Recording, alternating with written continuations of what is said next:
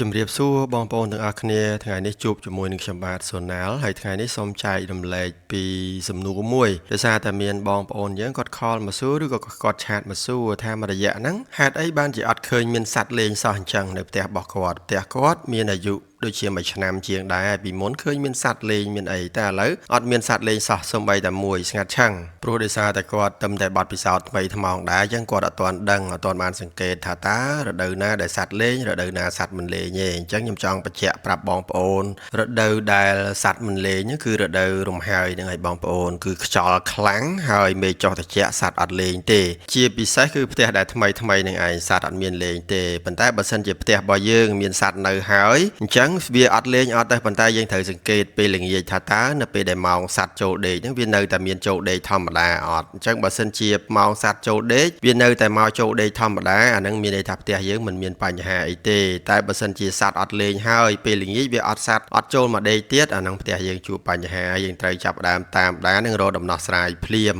រដូវរំហើយធ្លាក់ខ្យល់បែបហ្នឹងបើទោះជាផ្ទះចាស់ដែលមានសัตว์រាប់ពាន់សัตว์ក៏មិនសូវជាមានសัตว์លេងដែរបើមានសัตว์លេងគឺសัตว์លេងតិចតួចដោយសារតែវាមានកូនវាមានអីវាក្រាបពងក្រាបអីកូនវានៅតូចវានៅក្បែរផ្ទះហ្នឹងបើថាឲ្យវាលេងច្រើនកកដូចរដូវផ្សេងអត់ទេអញ្ចឹងបងប្អូនកុំភ័យកុំបារម្ភអីតាក់ទងនឹងរដូវរំហើយគឺជាទូទៅគឺសัตว์មិនលេងបែបហ្នឹងឯងប៉ុន្តែយើងកុំគិតថាដោយសារតែរដូវនឹងសัตว์មិនលេងទុកផ្ទះចោលអត់មើលថែអត់យកចិត្តទុកដាក់តាមដានពិនិត្យសัตว์ពិនិត្យអីហ្នឹងគឺអត់បានទេអត់ត្រឹមត្រូវទេអញ្ចឹងយើងនៅតែបន្តតាមដានថែមើលទៅលើសម្លេងមើលទៅលើឧបករណ៍ផ្សេងមើលទៅលើសัตว์រំខានហើយត្រូវថែមក្លិនថែមអីដើម្បីតាក់ទាញសัตว์ឬក៏ចងចិត្តកូនសัตว์ហ្នឹងឲ្យបានជាប្រចាំដើម្បីឲ្យផ្ទះរបស់យើងវានៅតែមានកំណើនសัตว์ទៅមុខបន្តទៅទៀតដល់ពេលផុតរដូវរំហើយចាប់ផ្ដើមដល់រដូវក្តៅនៅពេលដែលមានភ្លៀងកក់ខែមួយមេនឹងសัตว์នឹងចាប់ផ្ដើមលេងវិញហើយរដូវដែលសัตว์ចូលចិត្តលេងបំផុតគឺរដូវដែលមានភ្លៀង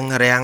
ភ្លៀងមានន័យថាមិនមានព្យុះហើយក៏មិនមែនភ្លៀងជាប់រហូតហើយក៏មិនមែនរាំងរហូតដែរមានន័យថាមានភ្លៀងខ្លះមានរាំងខ្លះអានោះហើយគឺជារដូវដែលសัตว์ចូលចិត្តលេងគឺជារដូវដែលសัตว์ចូលចិត្តបន្តពូជហើយក៏ជារដូវដែលសัตว์ផ្លាស់ទីចាប់ដើមរកកន្លែងផ្ទះថ្មីដែរអាហ្នឹងគឺជាឱកាសដែលយើងតាក់ទាញសัตว์ហើយមួយវិញទៀតតាក់ទងទៅនឹងផ្ទះដែលមានសបុករួចហើយអញ្ចឹងបើសិនជាយើងឃើញថានៅក្នុងផ្ទះរបស់យើងវាត្រជាក់ខ្លាំងអញ្ចឹងអ្នកខ្លះគាត់ទៅជាគិតថាអូបិទម៉ាស៊ីនបាញ់ទឹកចោលមិនបាច់ឲ្យម៉ាស៊ីនបាញ់ទឹកដើរឲ្យធ្វើឲ្យផ្ទះហ្នឹងកាន់តែត្រជាក់ខ្លាំងអញ្ចឹងនៅពេលដែលរដូវរំហើយអញ្ចឹងវាធ្លាក់ខ្យល់មកវាត្រជាក់មែនប៉ុន្តែវាធ្វើឲ្យសម្ងួតមានន័យថាផ្ទះត្រជាក់កម្មរបស់យើងវាខ្វះសំណើមនៅពេលដែលយើងបិទម៉ាស៊ីនបាញ់ទឹកទៀតវាធ្វើឲ្យសបុកវាទៅជាប្រេះវាទៅជាស្ងួតអញ្ចឹងសបុកហ្នឹងបែកខូចអត់ស្អាតឬក៏ពេលខ្លះទៅនៅពេលដែលវាប្រេះបែកអញ្ចឹងវាអាចតាក់ជើងជាមួយនឹងកូនសัตว์ធ្វើឲ្យកូនសัตว์ហ្នឹងងាប់នៅក្នុងសបុកហ្នឹងឯងអញ្ចឹងអានេះជាចំណុចមួយដែលយើងគួរគិតពិចារណាយើងគិតថាបើសិនជាផ្ទះរបស់យើងត្រជាក់ពេកអញ្ចឹងយើងអាចរកកន្លែងបិទខ្យល់ចេញចូលដែលនៅព័ទ្ធជុំវិញផ្ទះយើងហ្នឹងបើសិនជាផ្ទះយើង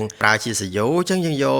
បិទសយោខ្លះទៅបើផ្ទះយើងប្រើឥតខ្យល់អញ្ចឹងយើងយកអីទៅបិទឥតខ្យល់ខ្លះទៅអញ្ចឹងយើងបន្ថយសំណើមយើងបន្ថយតិចតួចបានហើយយើងកុំបន្ថយរហូតដល់ថ្នាក់ឬក៏បិទតែម្ដងអាហ្នឹងអត់ត្រឹមត្រូវទេសម្រាប់វីដេអូដែលយើងចែករំលែកពីបទពិសោធន៍ចំណេះដឹងតាក់ទងទៅការចិញ្ចឹមត្រចៀកកម្មនៅថ្ងៃនេះមានតែប៉ុណ្្នឹងទេបងប្អូនទាំងអស់គ្នាហើយសូមបងប្អូនទាំងអស់គ្នាជួយ follow page ម្នាក់មួយផងអរគុណច្រើនជូនពរបងប្អូនទាំងអស់គ្នាសុខសប្បាយអរគុណជំរាបលា